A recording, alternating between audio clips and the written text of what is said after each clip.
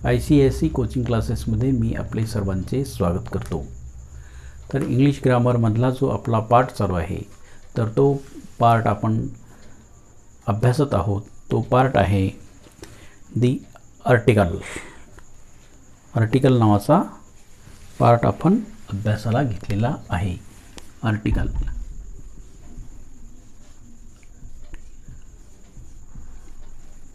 Article article म्हणजे काय? उपपद। आर्टिकल म्हणजे काय आहे तर हे उपपद आहेत। तर हे उपपद किती आहेत तर हे दोन प्रकारचे उपपद आहे। एक कोणता आहे? एक प्रकार आहे डेफिनेट।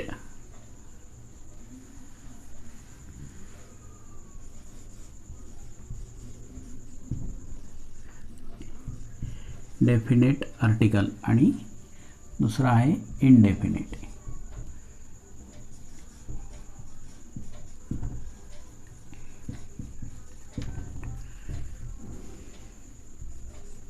इनडेफिनेट आर्टिकल आणि डेफिनेट आर्टिकल्स आणि इनडेफिनेट आर्टिकल्स। निश्चित उपपदे आणि अनिश्चित उपपदे असे आर्टिकलचे दोन प्रकार आहेत। तर डेफिनेट आर्टिकल मध्ये काय येतं? डेफिनेट आर्टिकल म्हणजे निश्चित उपपद आणि इनडेफिनेट आर्टिकल म्हणजे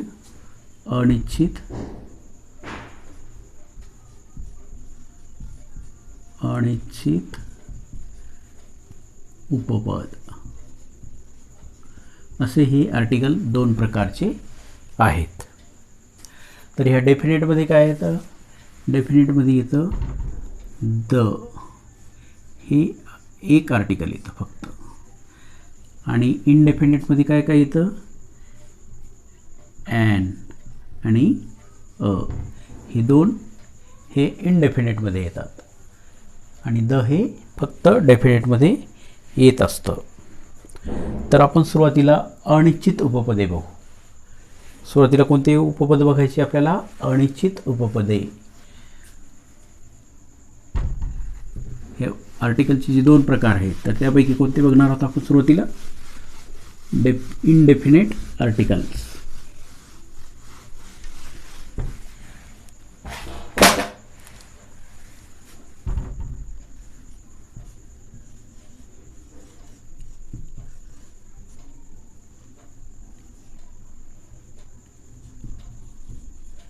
इनडेफिनेट आर्टिकल तर ह्या इनडेफिनेट आर्टिकल म्हणजेच अनिश्चित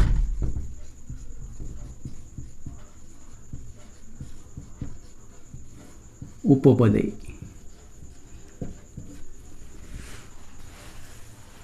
म्हणजे निश्चित ज्याची आपल्याला अशी माहिती सांगता येत नाही तर त्या संदर्भामध्ये काय वापरलं जातं? अनिश्चित उपपदे असे म्हटले जाते। तर अनिश्चित उपपदे कोणते आहेत? दोन आहेत, ए आणि दुसरा आहे एन।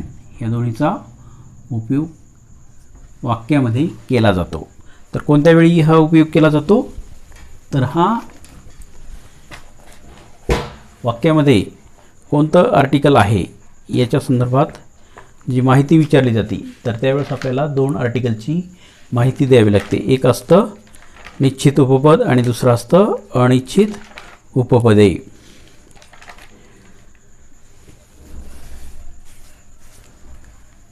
तर हे उपपदाचे दोन प्रकार झाले। दोन प्रकारापैकी हा पहिला प्रकार जे आपण अभ्यासत आहोत तर तो आहे अनिश्चित उपपदे म्हणजेच इनडेफिनेट आर्टिकल्स। त्यामध्ये काय आलं? ए आणि एन। तर हे उपपद वापरण्याचे नियम आहेत। उपपद म्हणजेच आर्टिकल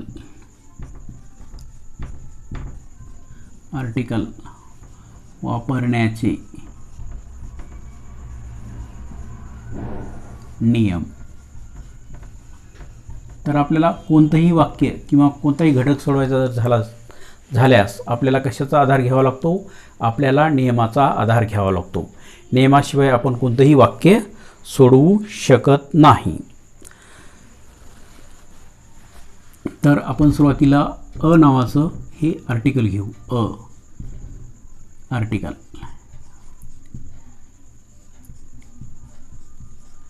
तर हे आर्टिकल उपपद कसं वापरतो आपण? उपपद.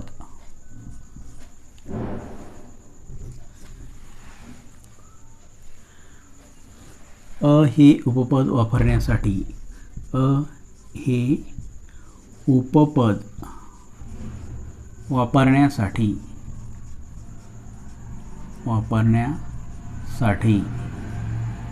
काय असावं लागतं?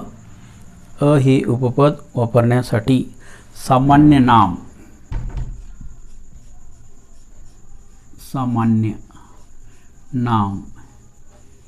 हे एकवचनी असले पाहिजे.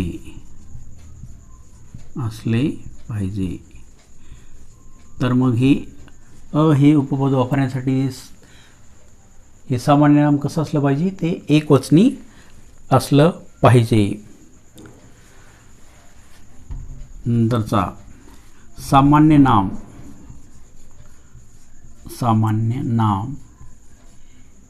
हे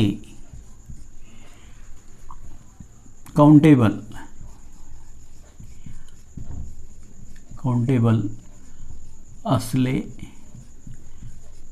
पाहिजे. काउंटेबल म्हणजे कसं? मोजता येण्याजोगं, मोजता आले पाहिजे, असले पाहिजे म्हणजेच मोजता आले पाहिजे. काउंटेबल म्हणजेच काउंट करणे म्हणजे मोजणे. तर ते सामान्य नाम आपल्याला मोजता आलं पाहिजे. नंबर 4. तर ती जे नाम आहे तर त्या नामाची निश्चित माहिती झालेली नसावी. त्याची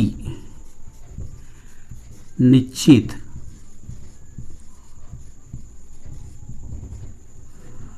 माहिती झालेली नसावी.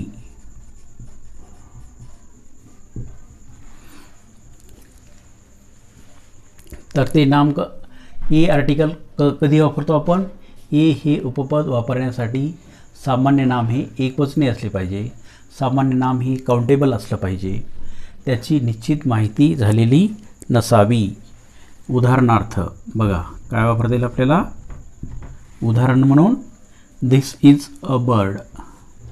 दिस इज अ बर्ड. हे बघा हे बर्ड जे आहे तर हे बर्ड काय आहे? सामान्य नाम आहे. तर या सामान्य नामाच्या पूर्वी कशाचा वापर केलेला आहे? ह्या उपपदाचा वापर केला आहे. आणि हे सामान्य नाम कसं असलं पाहिजे? सामान्य नाम हे एकवचनी असलं पाहिजे. तर हे बर्ड कसं आहे? हे एकवचनी असलं पाहिजे. हे काउंटेबल असलं पाहिजे. म्हणजे पक्षी आपण असे मोजू शकतो ना, 4 पक्षी, 2 पक्षी, 5 पक्षी, 6 पक्षी, त्या पद्धतीनं. दिस इज अ डॉग. दुसरं उदाहरण घ्या. This is a dog. तर डॉगला सुद्धा आपण काय करू शकतो? मोजू शकतो. म्हणजे हे काउंटेबल नाउन आहे. नंबर 3 उदाहरण घ्या. This is a rock. This is a rock. तर रॉकला सुद्धा आपण मोजू शकतो. हे हा खडक आहे. तर या पद्धतीनं वाक्यामध्ये हे उपपद वापरलेलं आहे. तर हे कशापूर्वी वापरलेलं आहे? ते नाम एकवचनी आहे, ते काउंटेबल आहे आणि त्याची आपल्याला अशी डेफिनेट अशी माहिती नाही. बर्डची आपल्याला निश्चित माहिती आहे का? नाही. तो कोणत्या प्रकारचा पक्षी आहे आपल्याला बिलकुल माहीत नाही, पण तो कोणता तरी एक पक्षी आहे. त्यानंतरच्या वाक्यामध्ये डॉग सांगितलं आहे. डॉग म्हणजे जसं की आपण टॉमी नाव ठेवतो किंवा टायगर नाव ठेवतो, तसं या डॉगचं नाव तसं काही ठेवलेलं आहे का त्यांनी? नाही ठेवलेलं. तर फक्त हे सामान्य नाम आहे. डॉग म्हणजे हा सामान्य नाम झालं. त्याच पद्धतीनं रॉकसुद्धा, रॉक कोणता आहे असं सांगितलं का? नाही, म्हणून हा सुद्धा सामान्य नाम आहे. तर सामान्य नामापूर्वी ते सामान्य नाम एकवचनी असेल तर त्याच्या अगोदर हे आर्टिकल वापरलेलं असतं. आता काउंटेबल नाउन, आपण काउंटेबल नाउन कशाला म्हणतो? ज्या वस्तू आपण मोजू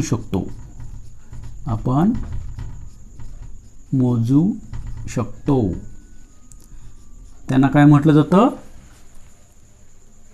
काउंटेबल.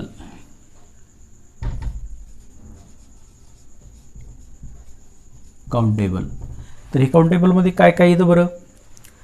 तर या काउंटेबलमध्ये बुक येईल, बुक्स. बुक हे एक असतं किंवा एकपेक्षा जास्त असू शकतात.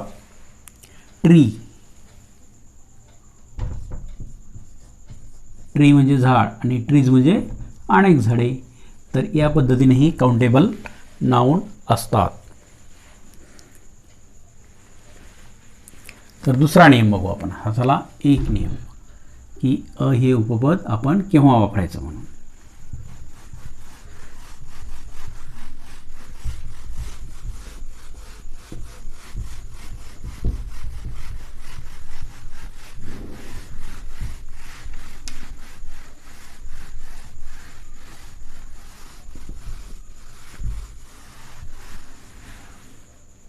एकाच प्रकारच्या वस्तूंना, नंबर बी घ्यायला, एकाच प्रकारच्या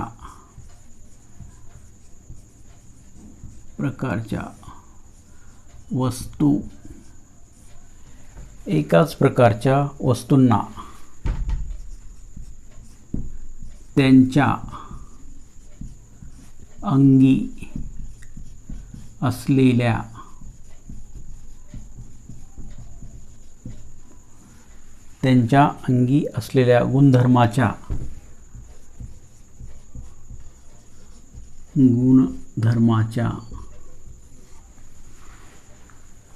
गुणधर्माच्या सारखेपणामुळे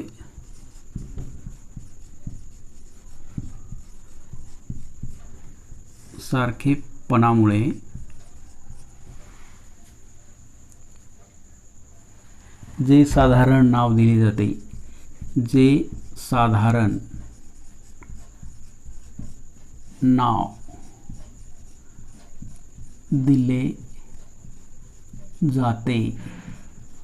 त्यास काय म्हटले जाते? सामान्य नाम. त्यास काय म्हटलं जातं? सामान्य नाम. तर या सामान्य नामाच्या पूर्वी काय वापरलं जातं? हे आर्टिकल वापरलं जातं. तर सामान्य नाम कोणते? बॉय, रिव्हर,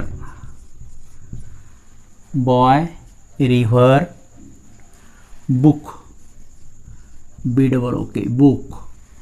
बुकच्या नंतर पुन्हा काय येईल? बुकच्या नंतर गेम. वेगवेगळे खेळ असतात ना, क्रिकेट असतो, खो खो असतो, कबड्डी असते, हॉकी असते, असे गेम. माउंटेन,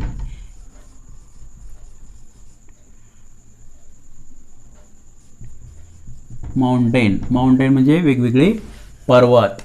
आता माउंटेन आपल्याकडे कोणकोणते आहेत?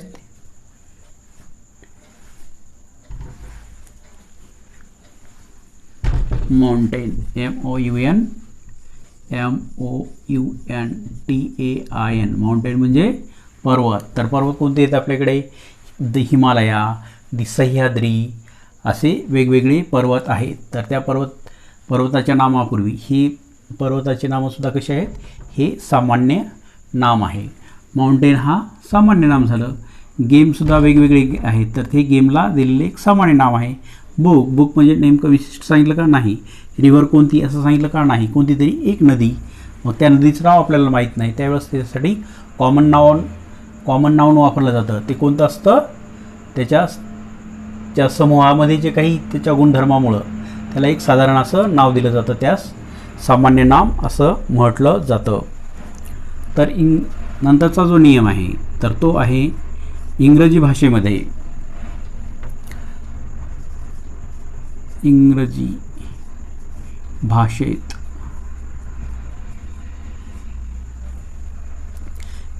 भाषेत एकूण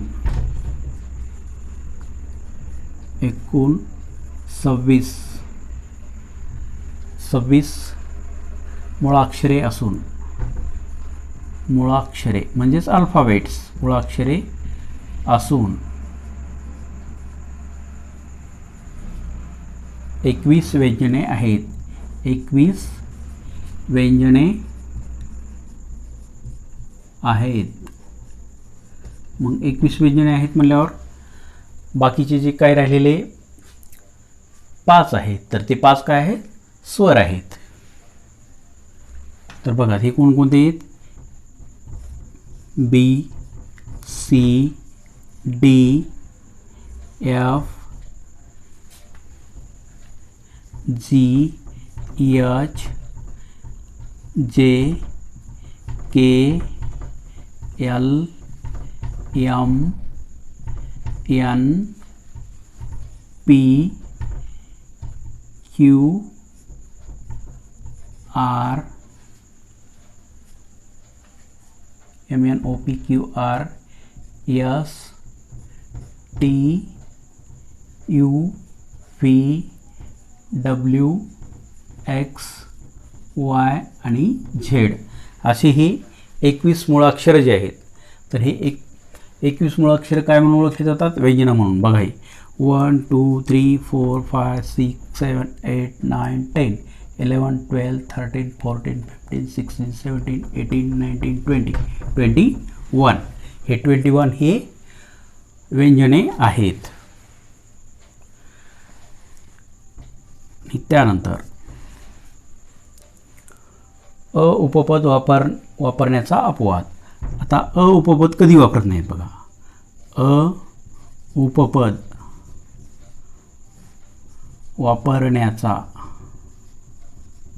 वापरण्याचा अपवाद म्हणजे कोणत्या वेळी अ हे आर्टिकल वापरलं जात नाही.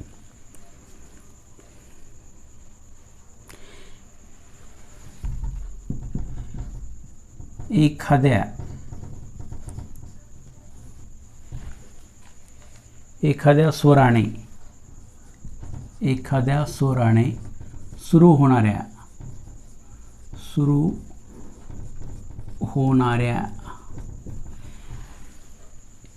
एखाद्या स्वराने सुरू होणाऱ्या परंतु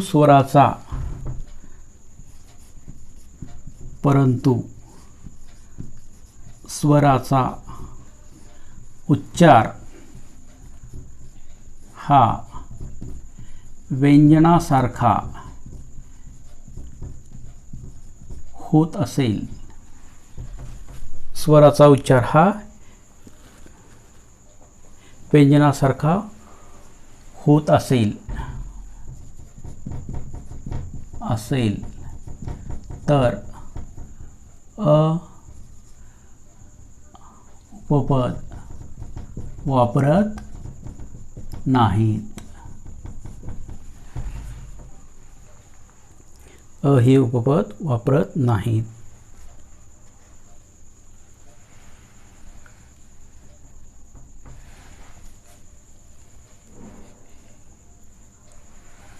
उदाहरणार्थ university UNIVERSITY university. University. Uniform.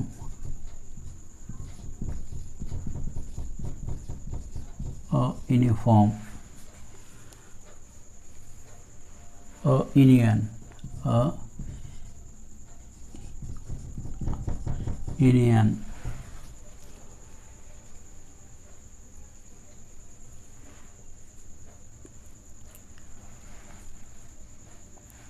तर ही जे शब्द दिलेले आहेत तर याचा उच्चार कसा होतो? याचा उच्चार स्वराप्रमाणे म्हणजे यू आणि हे यू हे काय आहे, स्वर आहे, परंतु याचा उच्चार कसा होतो, याचा व्यंजनासारखा उच्चार होतो, म्हणून हे हा शब्द वापरला जातो. तर एकाच प्रकारच्या वस्तूंना त्यांच्या अंगी असलेल्या गुणधर्माच्या सारखेपणामुळे जे साधारण नाव दिले जाते त्यास सामान्य नाम असे म्हटले जाते. आणि त्यानंतर त्याचे उदाहरण आहेत boy, river, book, game, mountain. इंग्रजी भाषेमध्ये एकूण किती मुळाक्षरे आहेत, 26. तर त्यापैकी 21 व्यंजने आहेत आणि बाकीचे जे 5 राहिलेत ए, ई, आय, ओ, यू हे कसे आहेत, हे स्वर आहेत. त्यानंतर उपपद वापरण्याचा अपवाद. एखाद्या स्वराने सुरू होणाऱ्या परंतु स्वराचा उच्चार व्यंजनासारखा होत असेल तर त्यावेळी हे उपपद इथे वापरले जात नाही. तर या ठिकाणी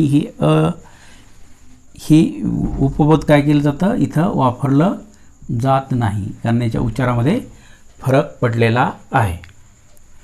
त्यानंतरचा नियम बघू की उपपद केव्हा वापरायचं.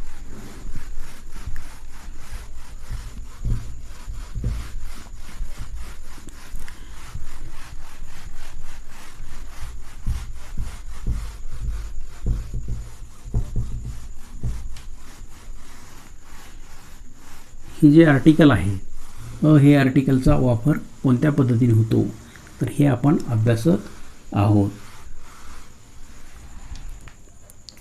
हे आर्टिकल कसं आहे, आर्टिकल हे अनिश्चित असं आहे. कर्माने येणाऱ्या नंतरचा जो नियम आहे तर बघा, कर्माने येणाऱ्या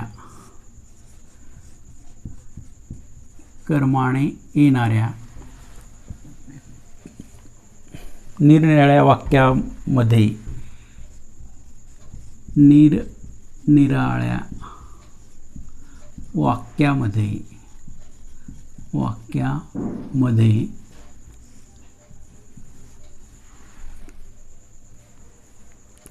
नियमानुसार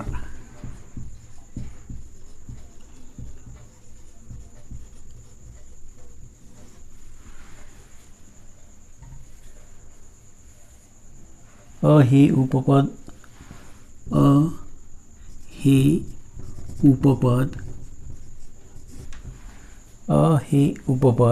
वापरलेल्या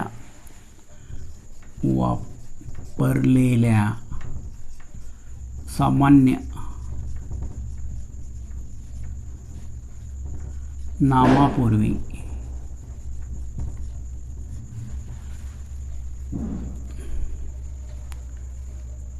वापरलेल्या सामान्य नामाचा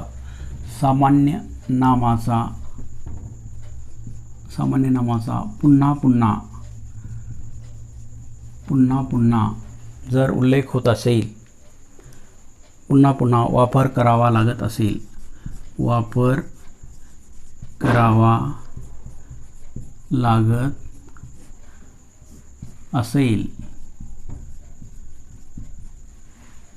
पुन्हा पुन्हा वापर करावा लागत असेल तर त्या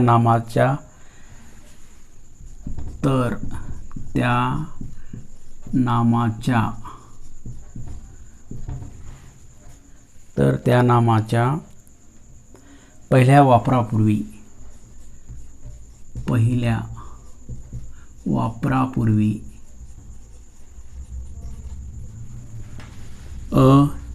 हे उपपद वापरतात. जर ते पहिल्या वेळेस ज्यावेळेस आपण वापरतो तर त्यावेळेस हे उपपद वापरतात. नंतरच्या वापरापूर्वी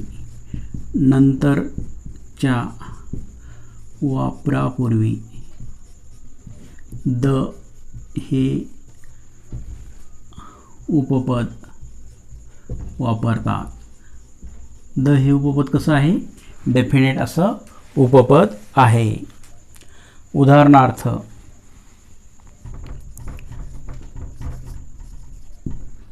द बुक,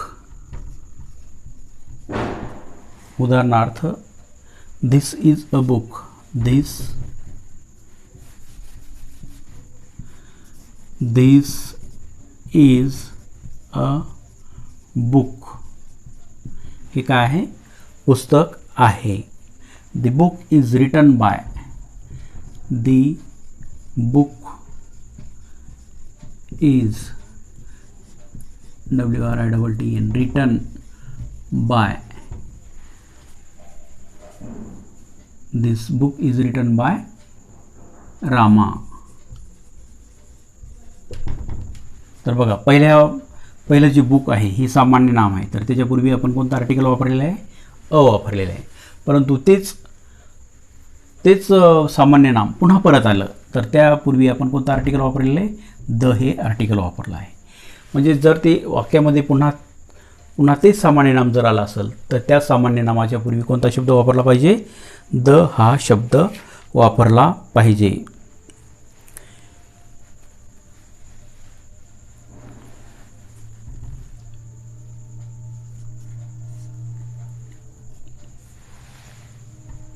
एखाद्या सामान्य नामापूर्वी, नंतरचा नेम एखाद्या सामान्य नामापूर्वी, एखाद्या सामान्य नामापूर्वी विशेषण असून, विशेषण असून, एखाद्या सामान्य नामापूर्वी विशेषण असून त्या विशेषणाची सुरुवात, त्या विशेषणाची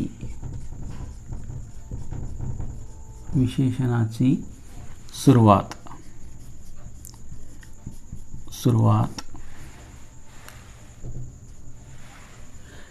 त्या विशेषणाची सुरुवात व्यंजनाने झालेली असल्यास, व्यंजनाने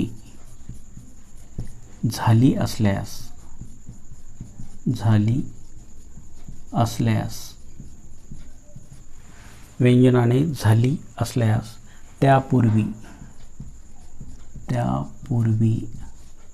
अ हे उपपद वापरतात. कोणतं उपपद वापरतात? अ हे उपपद वापरतात.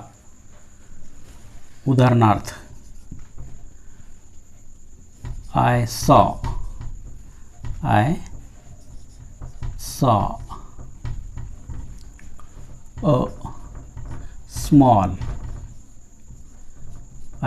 a small child weeping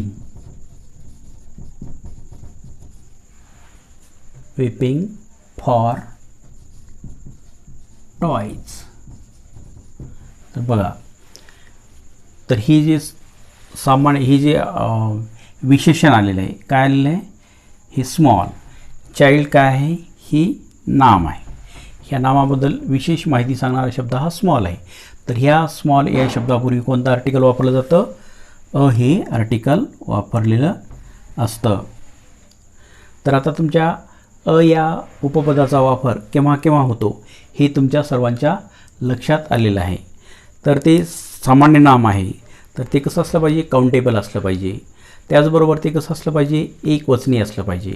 तर एकवचनी सामान्य नामापूर्वी कोणतं आर्टिकल वापरलं जातं? इनडेफिनिट आर्टिकल अ हे वापरलं जात असतं.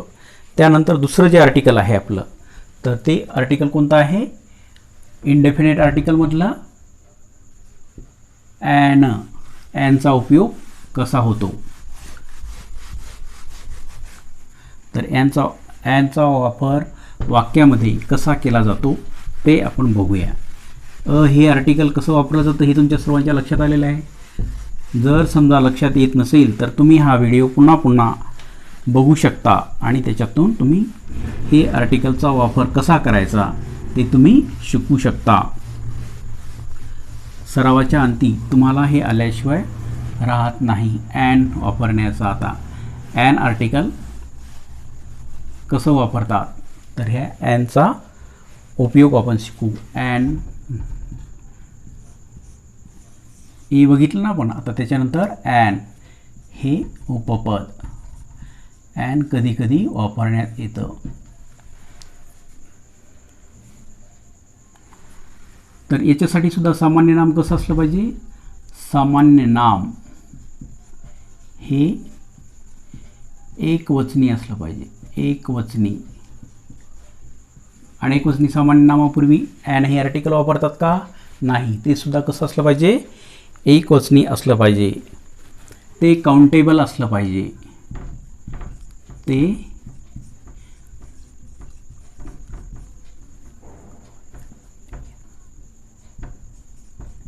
काउंटेबल असले पाहिजे, असले पाहिजे. म्हणजे ते सामान्य नाम जे आहे तर ते आपल्याला मोजता आलं पाहिजे.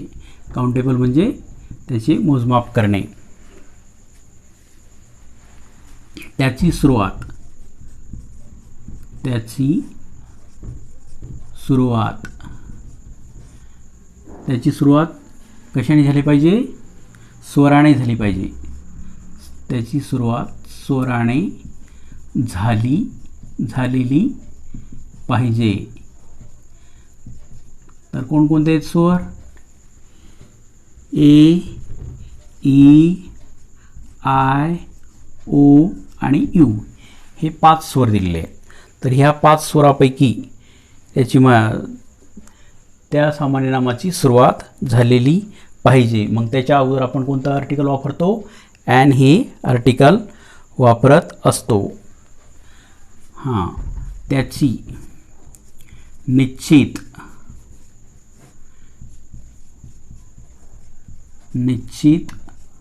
माहिती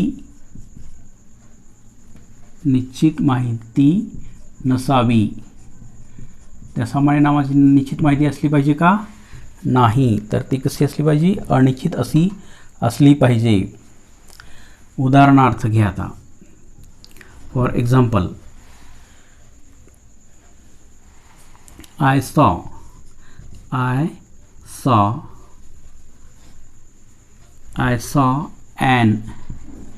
elephant, ELEPHANT, elephant. I saw an elephant wandering. I saw an elephant wandering in the forest. In the forest. मी हत्ती फिरताना बघितला. कुठं फिरताना बघितला?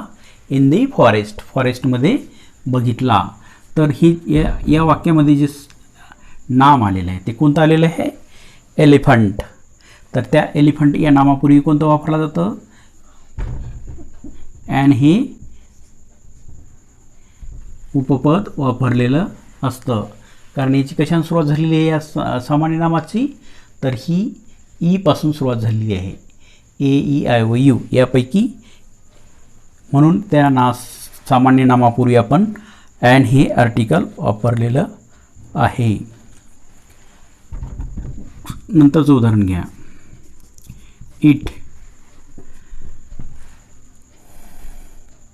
It is an inkpot. Inkpot हे बघा, हे सामान्य नाम इंकपॉट. तर या इंकपॉटच्या अगोदर कोणतं आर्टिकल येतं? ॲन हे आर्टिकल येतं. याची कशाने सुरुवात झालेली आहे? ह्या स्वराने झालेली आहे. Number 3, this is an orange. This is an orange. O हे ओ आहे म्हणून आपण इथं कशी सुरुवात केलेली आहे? ॲन हे उपपद वापरलेलं आहे. तर आता हे जे ॲन उपपद कोणत्या पद्धतीने वापरलं जातं हे तुमच्या सर्वांच्या लक्षात आलेलं आहे. तर आपण आता याच्यानंतरचा जो आर्टिकल राहिलेला आहे ते डेफिनेट आर्टिकल. आता डेफिनेट आर्टिकल आपण बघू की डेफिनेट आर्टिकल केव्हा वापरतात. डेफिनेट आर्टिकल कोणतं आहे?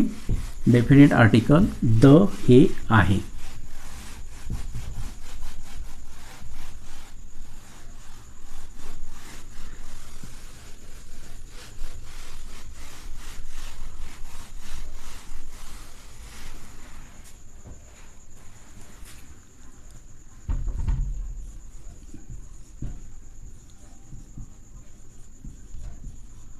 तर या दचा वापर कोणत्या वेळी केला जातो, कसा उपयोग होतो याचा आपण आढावा घेऊया.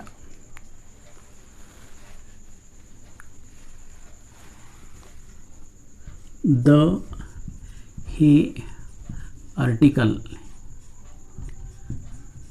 आर्टिकल वापरण्यासाठी द हे आर्टिकल वापरण्यासाठी सामान्य नाम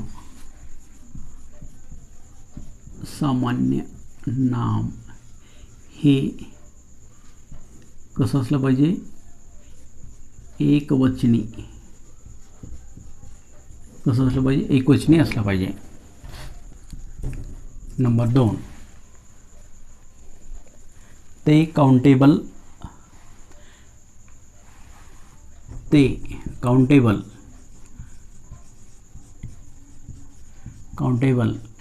किंवा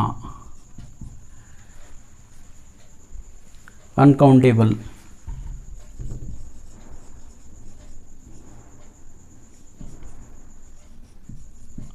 हे काउंटेबल किंवा अनकाउंटेबल म्हणजे दोन्हीपैकी असलं तरी बी त्याच्यापूर्वी कोणतं आर्टिकल वापरलं जातं, द हे आर्टिकल वापरलं जातं.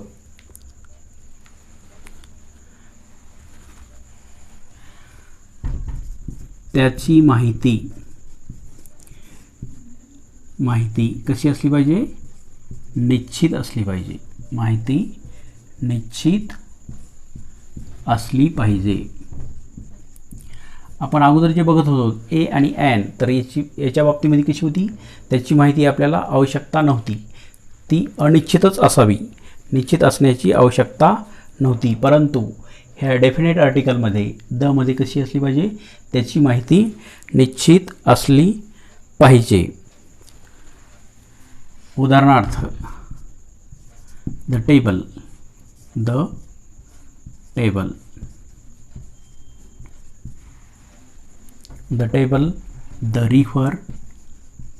River, the children,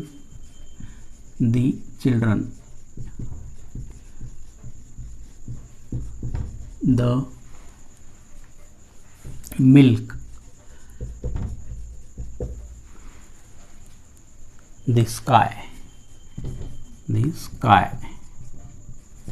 etc. असे जे द आर्टिकल वापरला जातं तर त्याची कशी असली माहिती असली पाहिजे, डेफिनेट आर्टिकल असले पाहिजे. Table, river, children, the milk and the sky अशी डेफिनेट जर आपल्याला माहिती असेल तर त्याच्या अगोदर कोणतं आर्टिकल वापरलं जातं, हे डेफिनेट आर्टिकलच वापरलं जातं. तर द आर्टिकल हे वापरण्याचे काही विशिष्ट नियम बघू आपण. काही विशिष्ट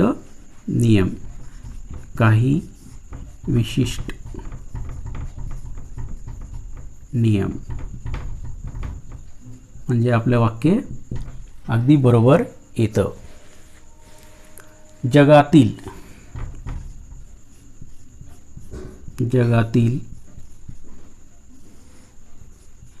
हा विशिष्ट नियमापैकी पहिला नियम जे आहे तर तो आहे जगातील एकमेव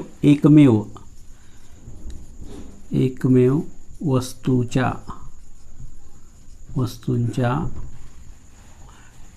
नावापूर्वी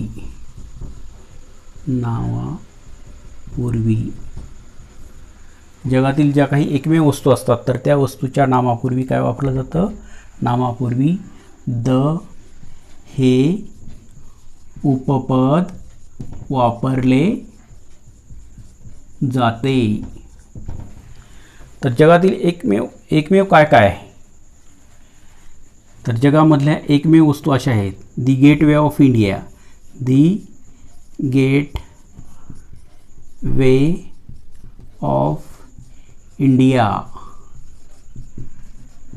तर दी गेटवे ऑफ इंडिया कुठे आहे, मुंबईमध्ये आहे.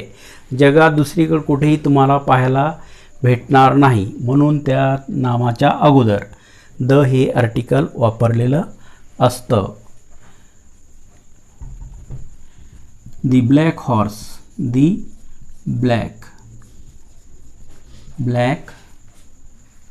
हॉर्स, तो एक विशिष्ट असा काळा घोडा आहे. दी व्हाईट हाऊस, दी व्हाईट हाऊस. तर हे व्हाईट हाऊस हे काय, अमेरिकेचं जे पार्लमेंट आहे तर त्या पार्लमेंटचं नाव आहे व्हाईट हाऊस. तर हे व्हाईट हाऊस तुम्हाला दुसरीकडे कुठं बघायला मिळेल का? नाही. तर ते जगातील एकमेव द्वितीय असं आहे.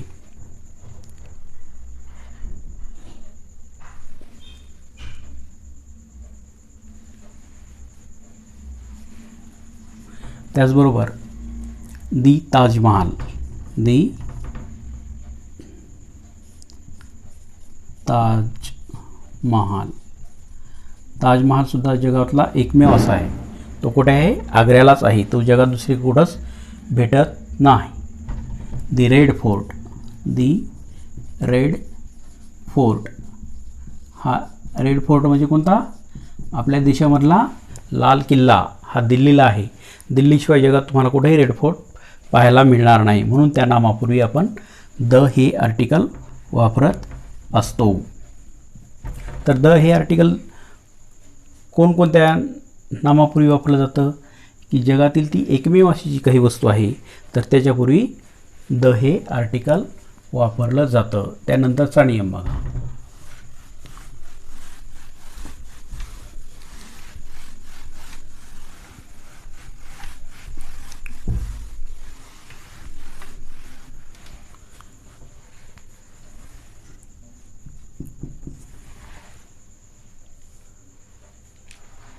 सूर्यकुलातील वस्तूच्या नामापूर्वी, सूर्यकुलातील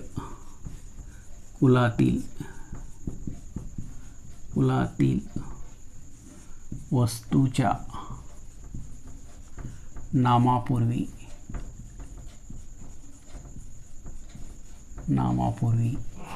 द हे आर्टिकल वापरले जाते.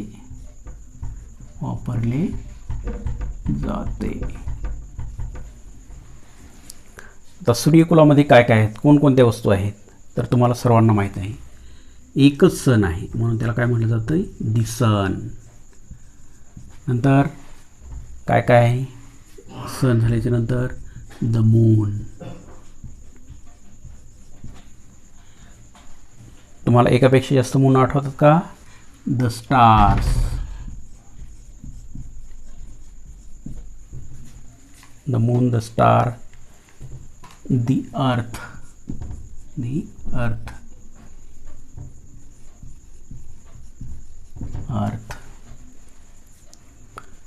द मिल्क वे,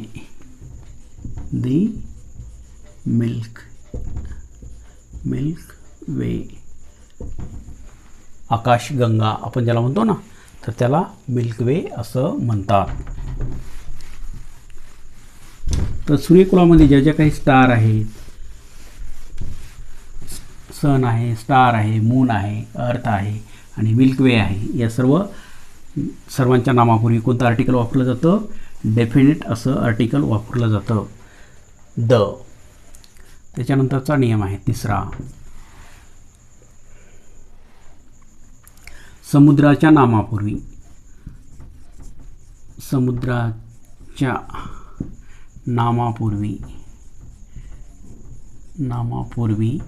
द हे उपपद वापरतात.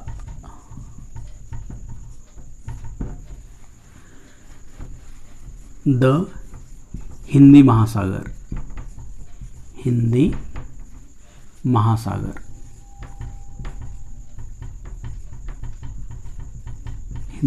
दुसरा आहे का?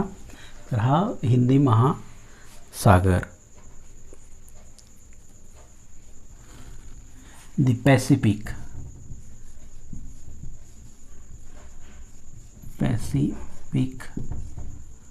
C, Atlantic C,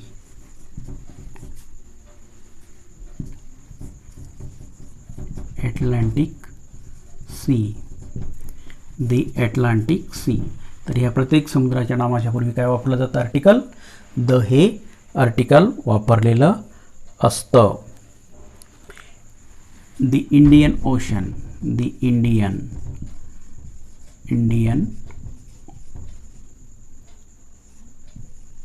ocean. तर या पद्धतीनं जे काही समुद्राचे नाव आहेत, तर समुद्राच्या नावापूर्वी सुद्धा कोणतं वापरले जातं? डेफिनेट आर्टिकल द हे वापरल्यात येतं. पर्वताच्या नामापूर्वी, पर्वताच्या नामापूर्वी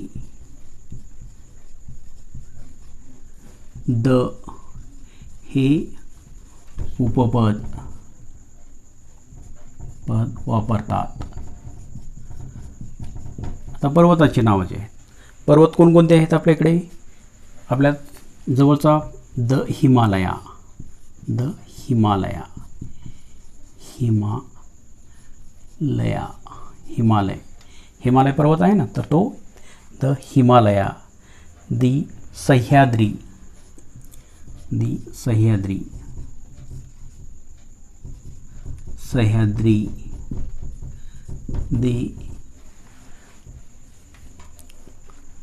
दी सातपुडा, सातपुडा, सातपुडा माउंटेन सुद्धा आहे. तर या पर्वताच्या नावापूर्वी सुद्धा वापरलं जातं. नद्याच्या नावापूर्वी, त्याच्यानंतर ज्या काही नद्या असतात, नद्या आहेत ना, नद्यांच्या नामापूर्वी,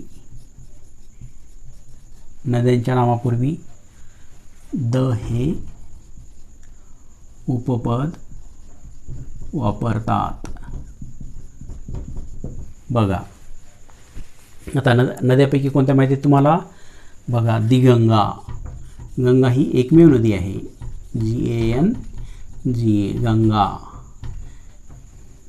गंगानंतर दी यमुना, दी यमुना.